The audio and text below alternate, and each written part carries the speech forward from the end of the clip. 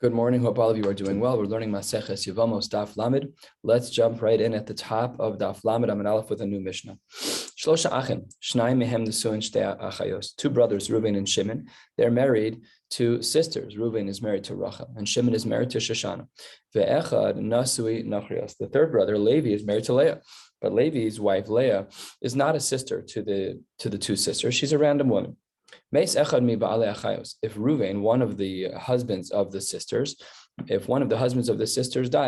v'kanas nasui nachris es ishto, and the brother who's married to the non-sister, that's Levi, who's married to Leah, so he can marry, no problem. He can marry the wife of Reuven if Reuven dies, no problem. V'kanas nasui nachris es ishto, and he marries Reuven's wife. So Levi now has his own wife Leah, and he has his Yevamos wife, which is Rachel. And then Umes, and then Levi dies. And these two wives, Rachel from Reuven and Leah from Levi, now fall b'yibum to Shimon. So what's the halacha? So Harishona yotze mishum achos isha. The first wife, it's not Levi's first wife, it's the first woman that we spoke about in the Mishnah, which is Rachel. So if Rachel can't marry Shimon because Rachel's sister is Shoshana. So therefore, Harishona, Rachel is yotze mishum achos isha. She's clear and free, no chalitza, nothing, yibum is aser, because she is Shoshana's sister, so Rachel goes free. Vishnia, Levi's wife Leah, who is not a sister to any of the other women, still she goes free because mishum tzarasa, that's the Mishnah on daf beis, that the tzara of an erba goes free.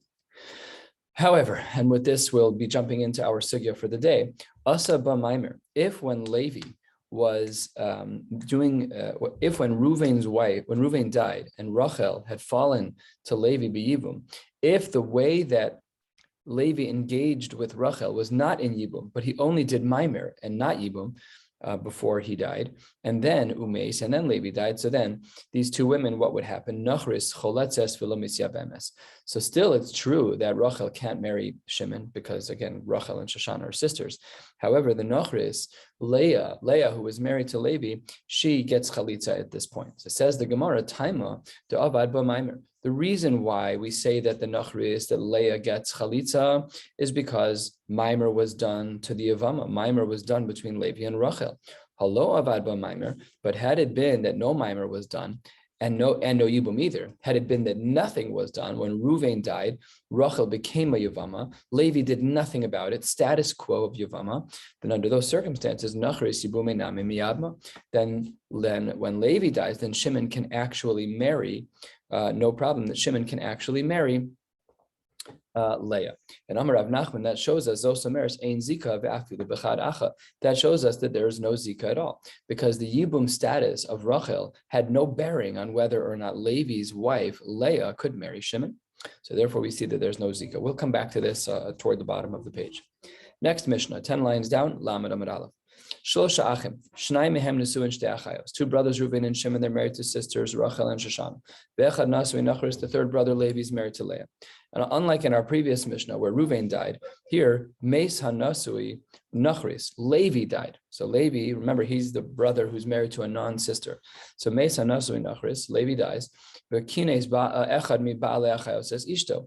And Reuven married Levi's wife. So Reuven has his original wife, Rachel, and he now has his Yevamos wife, which is Leah. That's what it means. And then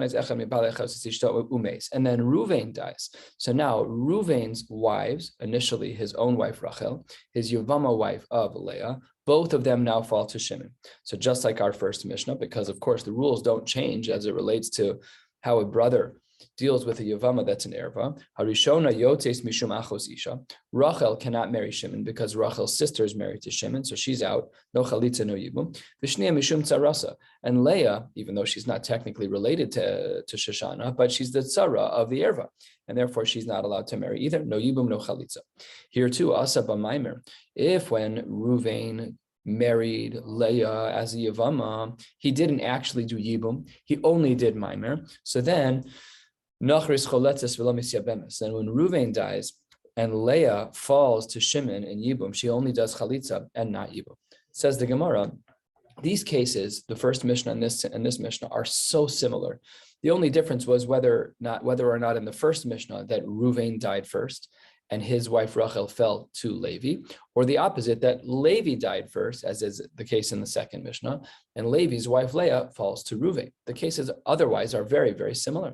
It says the Gemara, third of the way down, Hasulamali, Hainuhach. The first case and the second case are identical. After all, Hashda umahasam de achos isha havyat tzara lenachris. Whereas in the first Mishnah, what was the case? We saw that the achos isha was the tzara to the nachris. Over here, amris nachris asura, and then we said that there was a restriction on Levi's wife Leah. So hacha, over here in this new Mishnah, the nachris havyat tzara leachos isha. The question is, which one was the wife first and which one was the wife second? That's all that we're dealing with. But again, the klalim should still apply. There shouldn't be much of a difference between the two cases. Lo kol sheken, all the more so the halacha should be the same. It says the Gemara, you're right. And a historical approach as to how these mishnayos were actually initially organized. Says the Gemara, Tana hachtana beresha. Really, our Mishnah, the second Mishnah, was actually listed first. And the author of that Mishnah initially had thought that there was no problem with there being Yibum. And then he reanalyzed the Mishnah to realize that he made a mistake. And because he worked hard on the Mishnah, it therefore was precious to him. Therefore, he put it first. But really, you're right. The Mishnayos are out of order. It should be scaling upwards in stringency, but it's actually the reverse, because the second case is the obvious case, and it should have been reversed. But we're not going to reverse them, because Mishnah lo zazim imakoma. We're not going to turn them around, because the Tana had, again, a chavivus for that first Mishnah. But technically, it's true. Really, the Mishnah should have been reversed. Halfway down, the third Mishnah of the day. The Mishnah says, on Lamed Amud Aleph, Shlosha Achin, Shnayim mehem nesuin shtei achayos. Reuven and Shimon are brothers. They married Rachel and Shoshana, who are sisters. Ve'echad nasui nachris, and Levi is married to Leah. Same frame for all the cases. Reuven dies. And Levi marries Rachel, Reuven's wife. And then Shimon's wife died. Okay, so now we've dealt with all brothers. We have the case where Reuven died. Levi married Reuven's wife Rachel, and then Shimon, who so far was untouched in this case, then Shimon's wife Shoshana died. And then after that, what ended up happening was that Levi died. So what happens now that Shoshana has died? Because we know that Shoshana was causing, quote unquote, causing some of the problems in the cases of Erva for the other sister, for Rachel. It says the Gemara, Harezu Asura Olami, Alav Olamis. Shimon, who is the only brother who's currently alive, is not allowed to marry Rachel because there's an Isser Olamis, there's a permanent status of Isser between the two of them. Ho Vanesra Alav Shachas, because there was the Isser of him being of Rachel being a sister-in-law to Shimon. The Gemara opens, Amar Rav Yehuda Amar Rav, a Gemara that we've seen before. Kol Yevama she'ena nikori ba b'shas nefila Yevama yavo aleha. For any Yevama who at the moment that her husband dies, we cannot say about her Yevama yavo aleha that she's able to have Yibum. Harei hi ke'eshes ach sheyesh la banim ve'asura. It's as though she has children and is not even allowed to be involved in Yibum. So it says the Gemara. Asks the Gemara, that's very nice, but we've already learned this a couple of times. Maika mashmalan, we've already learned this. Tanina, what did we learn? We learned in our Mishnah. Harezo asura alav olamis holvan esra alav shachas. The line of Rabbi Yehuda Marav is not a chiddush because we have our Mishnah. Our Mishnah teaches us the same exact thing. What was the case in our Mishnah? The case in our Mishnah is that there was an Isser Olamis between Rachel and Shimon. And that's exactly what he's saying over here, is that there was no eligibility for Yibum. And therefore, there's an Isser Olamis. Says the Gemara, that's not so simple. Mahu detema hani mili hechadelo ichazile benefila rishona. Maybe it was only true when Rachel, who became a Yevama twice over. First, Reuven died and she married Levi, and then Levi died and she married Shimon, or potentially she was going to marry Shimon. So says the Gemara, hechadelo ichazile benefila rishona. It's true that in her first nefila as a Yevama that she wasn't eligible for Yibum. Aval maybe hechadi ichazile benefila rishona. Had it been that there was any moment during that first episode of Yibum that she would be able to have had Yibum, at a later point that she could then marry Shimon later. Says the Gemara, Kamash Malan, that's not true. But says the Gemara, even that Havamina was already learned.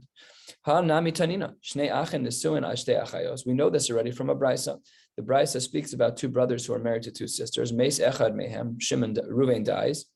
And then Shimon's wife dies. But Rachel and Shimon are both still left on the map. We know that that's not allowed. We already have another brisa to say it.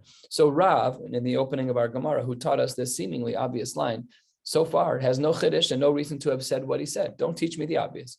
We already have enough difficult information, so you're adding another case. We already know that case. So says the Gemara, no, we have a real reason for this. 3/4 of the way down. Ma'u detema. You might have thought, in a case where there's only two brothers, which is the brisa that was just quoted, there's only two brothers. So then she's going to be leaving that family forever because her husband died and she's usher to Shimon. There are no other brothers. Aval hacha, in our Mishnah over here in the middle of Daf Lamed Amud Aleph, where there are three brothers, there still is a third brother to marry. Potentially, there's a third brother to marry. So then, I could argue that migu dechazia lahai nasui nachris chazia nami lahai, that because there is some eligibility to marrying the nachris, that maybe we should say that some yibum can take place. Kamash malan, that that's not true, that there is still an isser olamis. Says the next Mishnah. What number of Mishnah is this? 1, 2, 3. It's the fourth Mishnah of the day, 15 lines or so from the bottom of the page.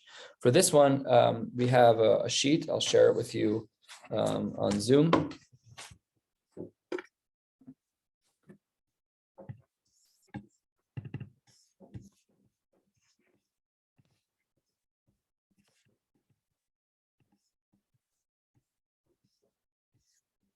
Okay. So in this Mishnah, we're going to be adding in another feature, which is divorce. We've spoken about this already a couple of times, but let's dig in right now. The Mishnah writes as follows: same frame. 3 brothers, 2 married to sisters, 1 married to a random woman. Now, giresh echad mi ba'ale achayos es ishto. One of the brothers married to a sister divorces his wife. On this chart, Ruvain was married to Rachel, and then we see a number 1, an X going through that blue line between Ruvain and Rachel. Ruvain divorces Rachel.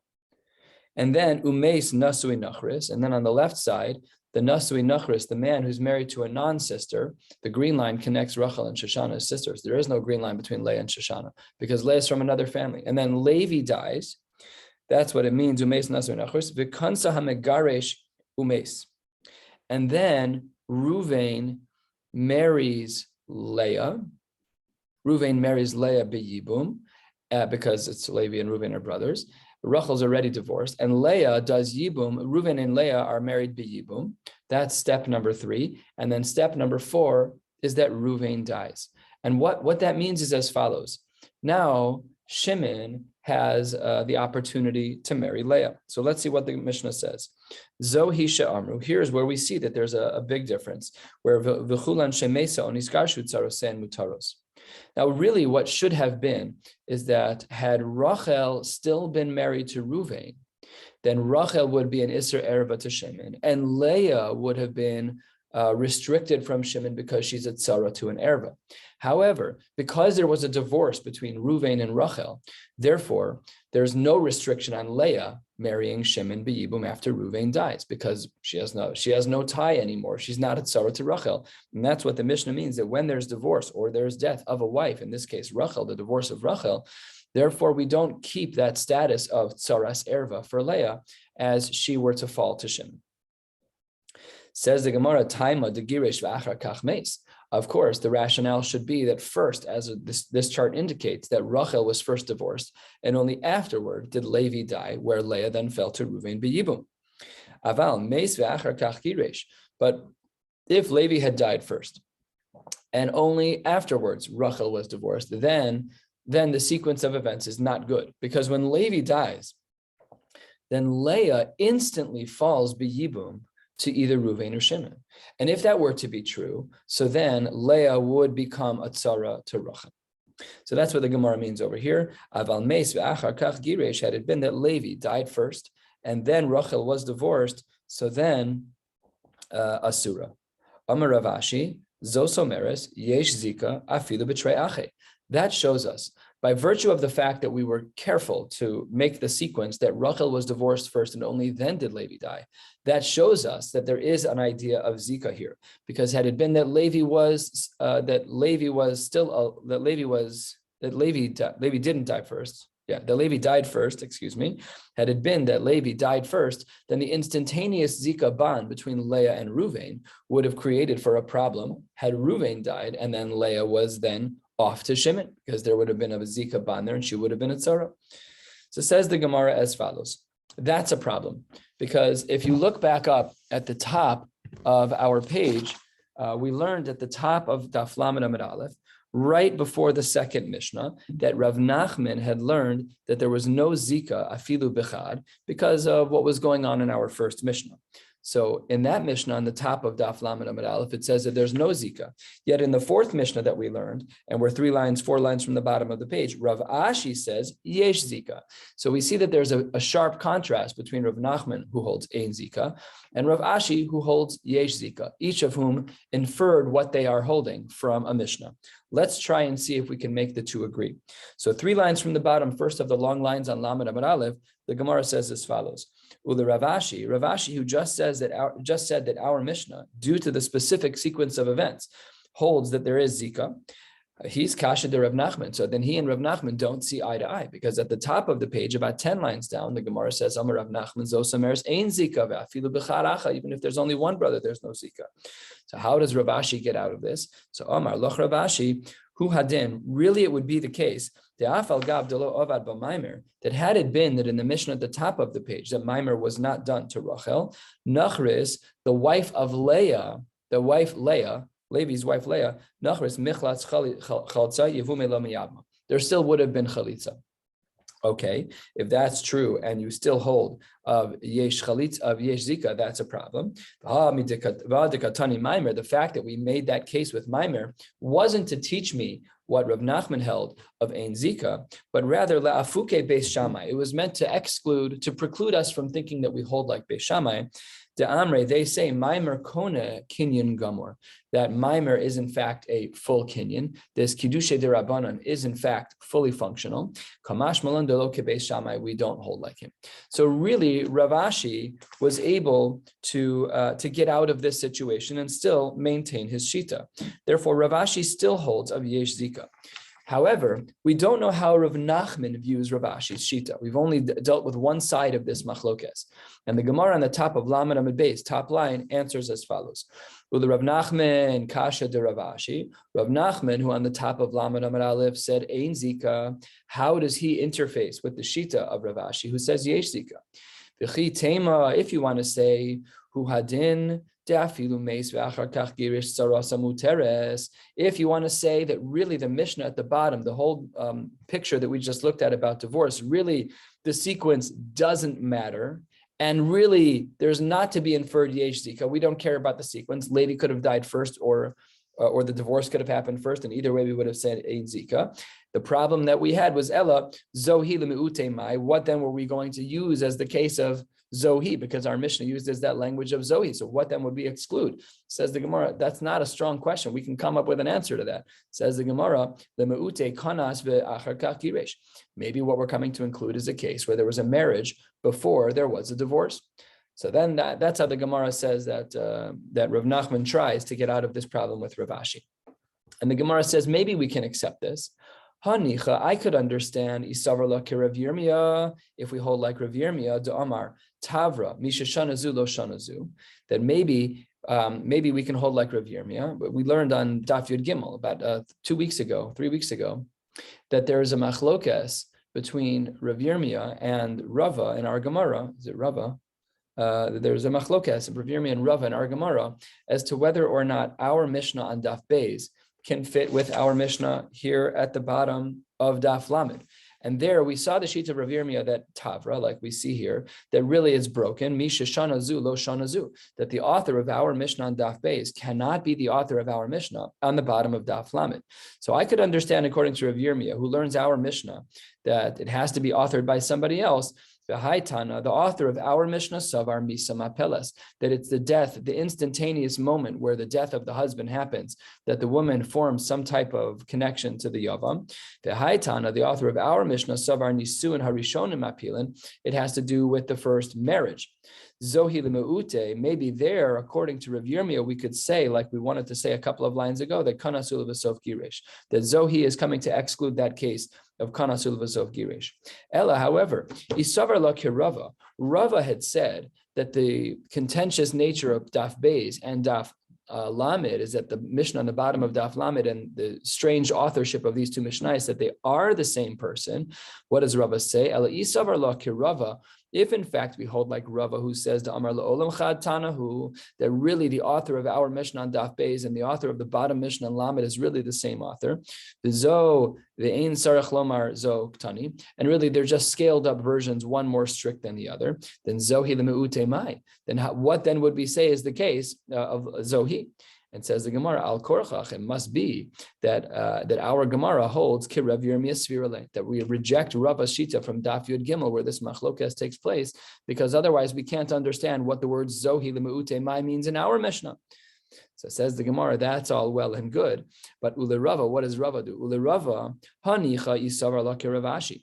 Rava's Shita makes sense only if we say like Ravashi that Yesh Zika, and then Zohi Lemeute Mace below Giresh. We could have a case where Reuven died without having divorced Rachel. That could be a case where Rava would make sense. Ela Isavar Laki Rav Nachman, had Rava held like Rav Nachman to say Ein Zika, then Zoe the Meute Mai Al Korchach Ki Ravashi Svirale. It must be that Rava holds like Ravashi. So what we're basically seeing is a weave of the machlokas on Daf Yud Gimel as to who the author was of our Mishnah versus the machlokas Ravashi and Rav Nachman as to whether or not we hold of Yesh Zika, a sophisticated link between these two shita, these two machlokos, and that brings us to the next Mishnah and the last Mishnah of the day. We'll be wrapping up to the top of Lamed Aleph, and then we'll pick up again Thursday night in person at 8:40. Let's continue with the next Mishnah, almost halfway down on Lamed Amud Beis. B'chulan, all of the cases of our rayos that we have on Daf Beis, all 15, B'chulan shehayu behen kiddushin o gerushin b'safek. Had it been that one of the wives was the Kiddushin, either the Kiddushin was a Safek or the Gerushin was a Safek, namely, whatever the current status of the marriage is, it's with a question mark. Hare elu hatzaros, then their co-wife would always be b'chalitza, choltzos v'lo misyavnos. Okay, now, Keitzad Safek Kiddushin, what's an example of a Safek Kiddushin? So the Mishnah responds, Zorak la Kiddushin, he says, Harad Mekudeshes li b'tabazu, and he throws it into her Dalet Amos, but Safek Karov Lo, but we're not sure where it fell. Who's it closer to? That is called Zehu Safek Kiddushin. What's a Safek Gerushin? The Mishnah continues, Kasa b'chsav yado ve'ein alav edim. If it's written by hand, it's his own handwriting, but there are no witnesses on the document. Yesh alav edim, there are witnesses ve'ein bozman, it's not dated properly. Yesh bozman ve'ein bo ela eid echad, or there is a date, everything else is right, but there's only one witness and not two. Zehu Safek Gerushin. This is called a Safek Gerushin. So the Gemara seems to be bothered by something that's seemingly technical. We'll see that it's not technical in a moment. Why is it, asks the Gemara, that when we were defining Safek Kiddushin in our Mishnah, we dealt with a Safek of when he threw the Kiddushin to her and it landed, we weren't sure who it was closer to. Yet when it comes to Gerushin, we don't make such a distinction. Asks the Gemara, Vilu Gerushin, when it comes to divorce, why didn't we include the case Safek Karov Lo, Safek Karov Lo Loktani? Why doesn't our Mishnah include that as one of the examples of Kiddush, of Gerushin, of divorce that has an element of Safek? My taima, says the Gemara, the reason why we didn't include that was because of Rabbah. Now, before we introduce Rabbah, we have to recognize and look back at the beginning of our Mishnah. Our Mishnah here said that we're talking about a person who's married to two people. He has one relationship, which is a Safek marriage. It's either a Safek Kiddushin or a Safek Gerushin. And his other wife, the Tzara, which the Mishnah references, is Hare Elu Hatzaros, his co-wife. That co-wife is a perfect marriage, an unquestionable marriage. So now let's look at Rabbah. Omar Rabbah, Isha Zu, the Tzara, as referenced in our Mishnah, is Bechezkas Heter L'Shuk Omedes. She, in a case of Yibum, would be able to just marry anyone in the Shuk, no problem at all.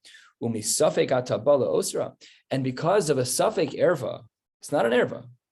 The other wife is a suffix error. We're not sure if she's a suffix error, if she's married or not.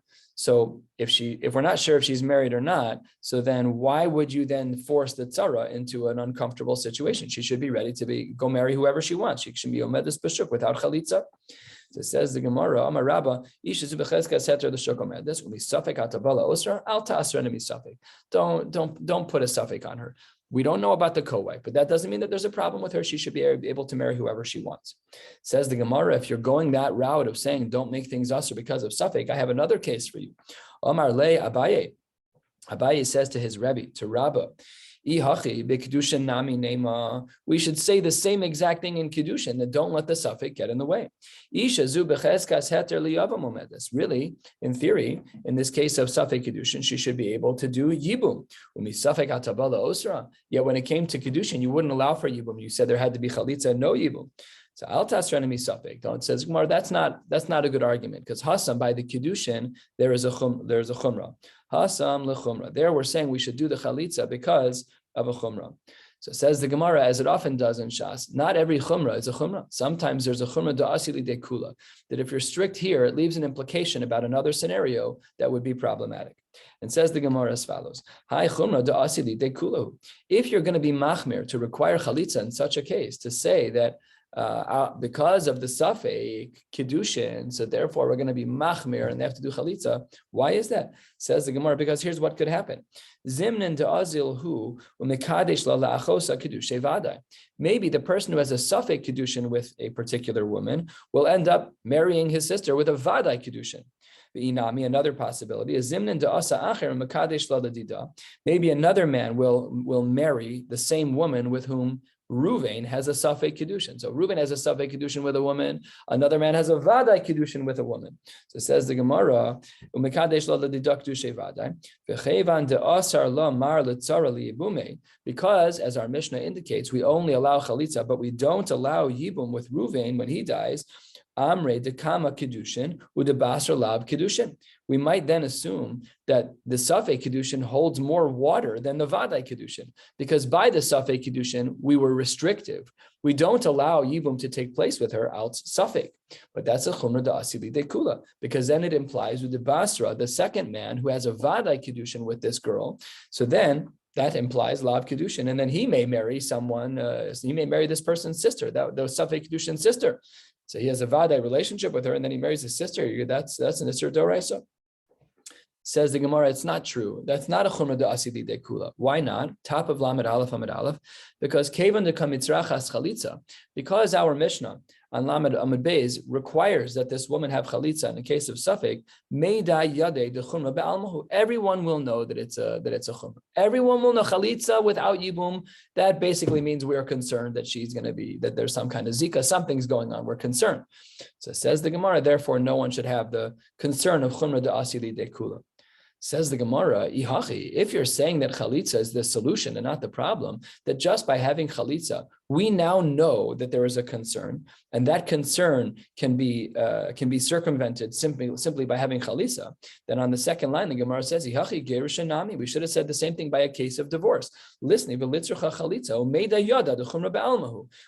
machmer by gerushin too. Why were we only machmer by kedushin to require chalitza? Chalitza is a great solution. If everyone's going to know that it's nothing other than our concerns, and it's not to say that there's a real deep problem, we're just a little bit concerned. So then, great, have chalitza by gerushin too. Says the Gemara, no. Had it been that you said by the gerushin that there's chalitza, we might have also thought that there's also yibum. So says the Gemara, misya bemis. Maybe we would have thought that you were allowed to do yibum. Asks the Gemara, hachanami by kiddushin also. If you're going to say imata omer choletzes, then also misya bemis. Maybe we should also be concerned over here by kiddushin about yibum. You can't have it both ways. You can't say that I'm not concerned, that I'm concerned about chalitza leading to yibum in a case where it shouldn't happen by a case of gerushin, but the same exact concern wouldn't apply by kiddushin. Says the Gemara, so what? In the case of kiddushin, when we only allow chalitza, worst case scenario, they get married. Vein bekach klum. Why is that not a problem? Because achazaka ka kaima. Because even in the face of Kiddushin Misafek, there still is a chazaka, and that chazaka should technically allow for Yibum. The Safek shouldn't uproot that. We're going to stop right here in the midst of a sugya. We'll pick up tomorrow in Yirtz Hashem with Daf Lamed Aleph and Daf Lamed Beis Amud Aleph for our Thursday learning. And then in Yirtz Hashem, we'll pick up on Shabbos. Shabbos is a unique schedule because of Shabbos HaGadol. We'll be learning Daf Yomi after the 2:30 mincha. Wishing you all a beautiful day.